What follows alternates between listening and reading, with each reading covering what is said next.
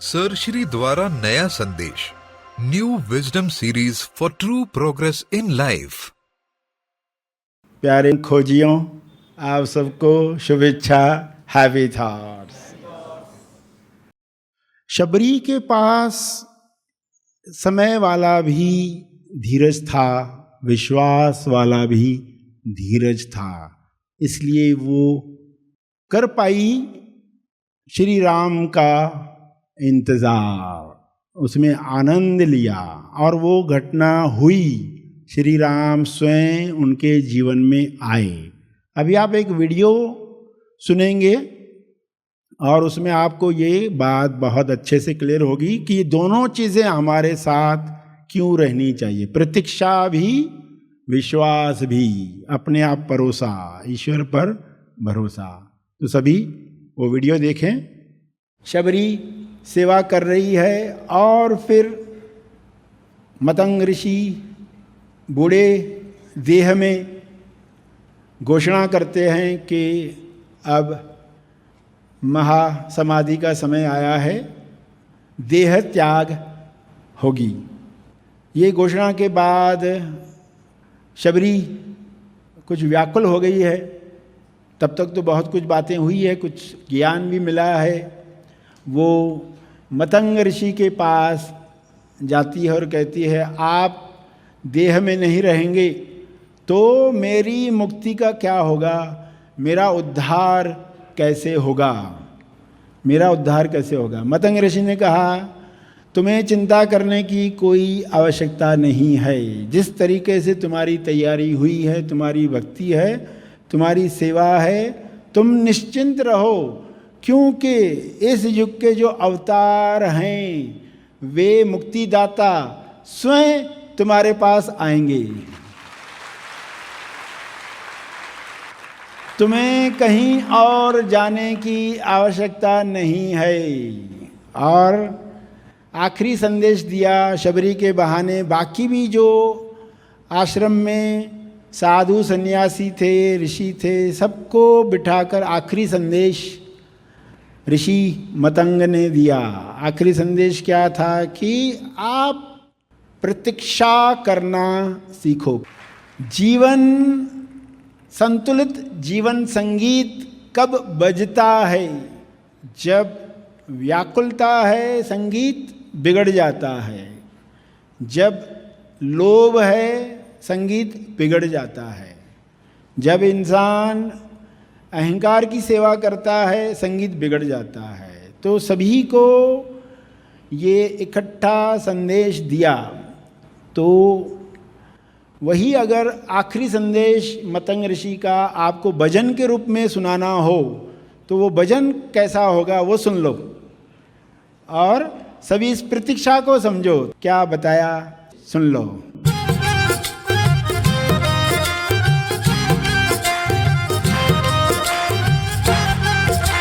संतुलित जीवन संगीत सीखें आओ मिलकर। संतुलित जीवन संगीत सीखें आओ मिलकर। इसका एक ही मंत्र है, watch wait with wonder. Watch wait with wonder. मंत्र है, वॉच वेट विद वंडर।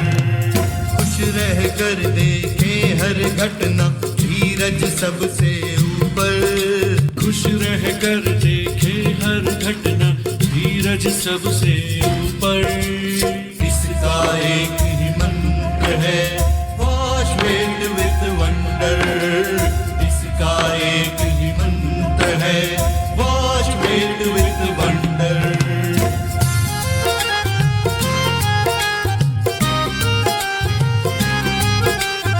ऐसा ये संगीत जिसमें सहनशील है बनना। ऐसा ये संगीत है जिसमें सहनशील है बनना। प्रेम से भर लो खुद को, फिर कह लो जो तुमको कहना। सब्र से हो प्रतिसाद तुम्हारा, देखो साक्षी बनकर। सब्र से हो प्रतिसाद तुम्हारा, देखो साक्षी बनकर। इसका एक ही मंत्र है,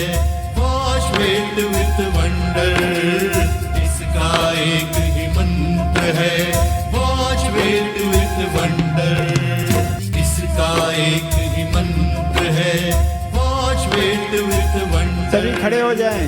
इसका एक ही मंत्र है, वॉश फेथ विथ वंडर।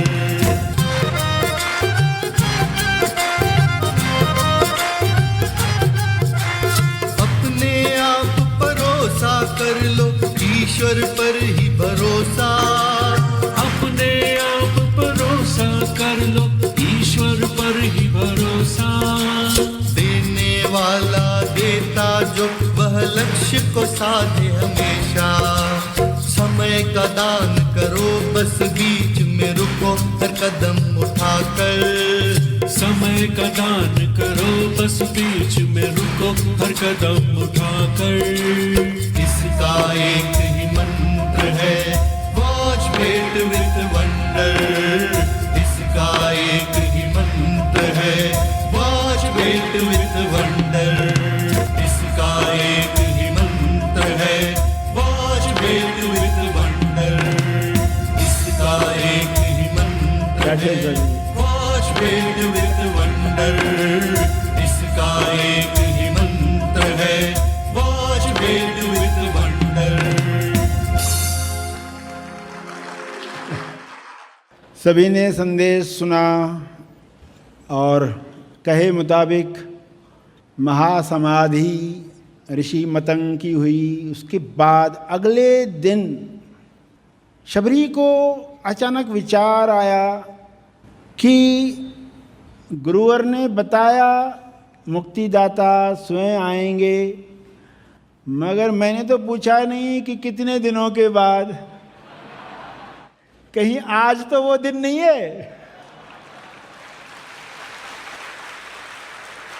तो बस ये विचार आया और शबरी ने कार्य शुरू कर दिया। जंगल जाकर फल तोड़ने हैं, रास्ता साफ करना है। श्री राम आएंगे तो उनके लिए व्यवस्था करनी है। देखो कैसा लक्ष्य मिल गया। आज के युग में जो मिसिंग है, यूथ में, युवाओं में दमदार लक्ष्य नहीं है, तो वो कई तरह की इंटरटेनमेंट की दुनिया में उलझते जा रहे, फंसते जा रहे हैं। अगर ऐसा कोई जुनून होता, अगर ऐसा कोई लक्ष्य होता, तो वे उसी के अंदर निर्माण कर रहे होते। उनके पास समय ही नहीं होता भटकन का। मगर देखो इस विचार ने क्या कमाल कर दिया। शबरी ने फेथ इन एक्शन दिखाया, यानी निरंतरता से अपना काम करती रही और उनकी इन एक्शंस की वजह से निष्क्रिय बैठी रहती, वो भी हो सकता था। मगर ये जो हम निरंतरता से बीज डालते रहते हैं, वो निर्माण करता है सिचुएशन को। श्री राम पधारे तो हमें पता नहीं होता है हम आज जो कर रहे हैं, जो बीज डाल रहे हैं, वो कौन सा फ्यूचर लेकर आ रहे हैं। तो फेथ इन एक्शन, आप अपना छोटा सा ही कार्य क्यों ना हो, करते रहें समझ के साथ। तो फिर अधीरज जो है, धैर्य खो जाता है, वो नहीं होगा।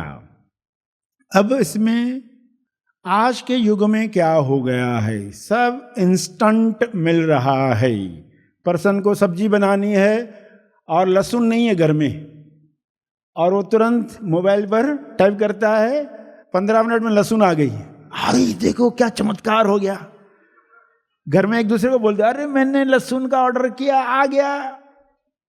यानी क्या हो गया, धीरज रखने का पार्ट ही खत्म हो गया। धीरज रखने का पार्ट ही खत्म हो गया। अभी जोमेटो से मंगाओ, इधर से मंगाओ, उधर से मंगाओ, स्विगी से मंगाओ, तुरंत हाजिर। तो धीरज क्या होते जा रहा है, आउटडेटेड होते जा रहा है। मगर उसको आउटडेट नहीं करना है, उसका उपयोग जीवन में करना। चाहे आज माया कैसी भी हो चुकी हो, आपको धीरज को सीखना ही है। महा आसमानी परम ज्ञान शिविर क्यों करें? आइए कुछ सत्य साधकों द्वारा जाने कि इस शिविर का उनके जीवन में क्या लाभ हुआ। Happy thought. Happy thought. अभी सब 5 दिन का महाआसमानी शिविर करने के बाद भी ऐसा लग रहा है मैं एक टीचर हूँ, पर आज अभी मीनिंग अलग है। हाँ। ये टीचर का मतलब टी का आचरण, तेज ज्ञान का आचरण करने वाला टीचर भी बन गया हुआ है। यस। और ऐसे टीचर की जरूरत है जो अपने युवा पीढ़ी को, जो आपका सबका तेज ज्ञान का जो हमारे सबका लक्ष्य है कि जो युवा पीढ़ी, आज देख के भी अच्छा लग रहा है। हाँ। लगभग 21 से 35 साल के जो नंबर्स है, बहुत मैक्सिमम नंबर है, वो देख के भी अच्छा लग रहा है कि ऐसे मन जो जिनके मन में कुछ भरा नहीं है, ऐसे मन जब निकल आएंगे उनमें कुछ भरा जाता है। ऐसे तेज ज्ञान तो रियली अपना विश्व की प्रति बहुत अच्छा होने वाला है। थैंक यू, बहुत अच्छा, थैंक यू। बहुत अच्छा। महा आसमानी परम ज्ञान शिविर हर इंसान के जीवन का लक्ष्य हो। मैं कौन हूँ? मैं पृथ्वी पर क्यों आया हूँ? मोक्ष यानी क्या? कैसे प्राप्त करें मोक्ष? यदि ये सवाल आपके अंदर हैं, तो महा आसमानी परम ज्ञान शिविर उसका जवाब है। आगामी महा आसमानी परम ज्ञान शिविर में अपना स्थान आरक्षित करने के लिए संपर्क करें।